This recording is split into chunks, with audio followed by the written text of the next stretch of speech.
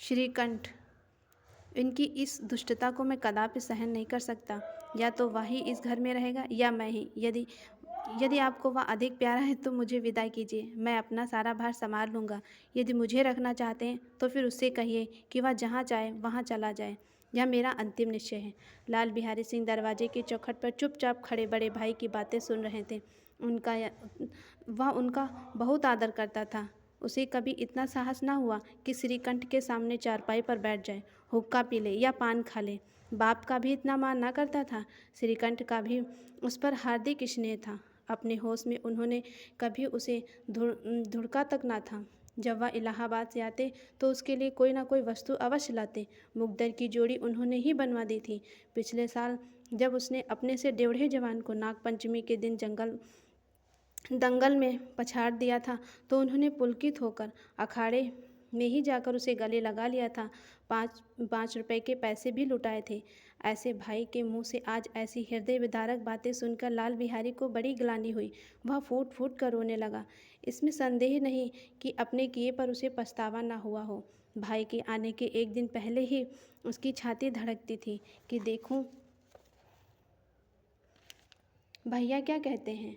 मैं उनके सम्मुख कैसे जाऊंगा, उनसे कैसे बोलूँगा, मेरी आंखें उनके सामने कैसे उठेंगी। उसने समझा था कि भैया मुझे बुलाकर समझा देंगे। इस आशा के विपरीत आज उसने इन्हें निर्दयता की मूर्ति बने हुए पाया। वह मूर्ख था, परंतु उसका मन कहता था कि भैया मेरे साथ अन्याय कर रहे हैं। यदि श्रीकंठ उसे अकेले बुलाकर 2-4 बातें कह देते, इतना ही नहीं 2-4 तमाचे लगा देते, तो कदाचित उसे इतना दुख न होता। पर भाई का यह कहना कि अब मैं उसकी सूरत नहीं देखना चाहता, लाल बिहारी से सहा ना गया। वह रोता हुआ घर आया, कोठरी में जाकर कपड़े पहने, आंखें पोंछी, जिससे कोई यह ना समझे कि वह रो रहा है। तब आनंदी के द्वार पर आकर बोला, भाभी, भैया ने निश्चय किया है कि वह मेरे साथ नहीं रहना चाहते। अब वह मेरा मुंह नहीं देखना चाहते, इसलिए मैं जाता हूँ। उन्होंने उन्हें उन्हें फिर मुंह ना दिखाऊंगा। मुझसे जो अपराध हुआ है उसे क्षमा करना। यह कहते कहते लाल बिहारी का गला भर गया। जिस समय लाल बिहारी सिंह अपना सिर झुकाए हुए आनंदी के द्वार पर खड़ा था, उसी समय श्रीकंठ सिंह आंखें लाल किए हुए बाहर से आए। भाई को खड़ा देखा तो घृणा से आंखें फेर ली और कतरा कर निकल गए, मानो उनकी परछाई से भी दूर भागते हों। आनंदी ने लाल बिहारी की शिकायत तो की थी, लेकिन अब वह अपने मन में ही पछता रही थी। वह स्वभाव से दयावती थी। उसे इसका तनिक भी ध्यान न था कि बात इतनी आगे बढ़ जाएगी। वह मन में अपने पति पर झुलझुला रही थी। इतने गर्म क्यों होते हो? समय उस समय इसे यह भी भय था कि कहीं यह मुझसे इलाहाबाद चलने को ना कहें। अगर कहेंगे तो कैसे क्या करूँगी? इस बीच में जब उसने लाल बिहारी को दरवाजे पर खड़े यह कहते सुना कि अब मैं जाता हूँ, मुझसे जो अपराध हुआ उसे क्षमा करना, तो उसका रहा सहा क्रोध भी पानी हो गया। वह रोने लगी। मन का मैल धोने के लिए नयन जल से उपयुक्त और कोई वस्तु नहीं होती। श्रीकंठ को देखकर आनंदी ने कहा, लाला बाहर खड़े बहुत रो रहे हैं। श्रीकंठ, तो मैं क्या करूं? आनंदी, भीतर बुला लाओ। मेरी जीभ में आग लगे, मैंने कहाँ से यह झगड़ा उठाया? श्रीकंठ, मैं ना बुलाऊंगा। आनंदी, पछताओगे, उन्हें बहुत ग्लानि हुई है, ऐसा ना हो कि कहीं चले जाएं। श्रीकंठ ना उठे। इतने में लाल बिहारी ने फिर कहा, भाभी, भैया से मेरा प्रणाम कह दो। वह मेरा मुंह नहीं देखना चाहते, इसलिए मैं भी उन्हें अपना मुंह ना दिखाऊंगा। लाल बिहारी इतना कहकर लौट पड़ा और शीघ्रता से दरवाजे की ओर बढ़ा। अंत में आनंदी कमरे से निकली और हाथ पकड़ लिया।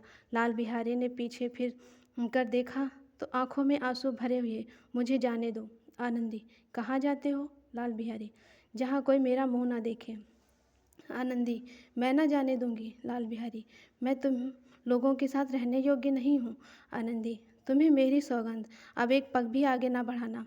लाल बिहारी, जब तक मुझे यह मालूम ना हो जाए कि भैया का मन मेरी तरफ से साफ हो गया, तब तक मैं इस घर में कदापि ना रहूँगा। आनंदी, मैं ईश्वर को साक्षी देकर कहती हूँ कि तुम्हारी ओर से मेरे मन में तनिक भी मैल नहीं है।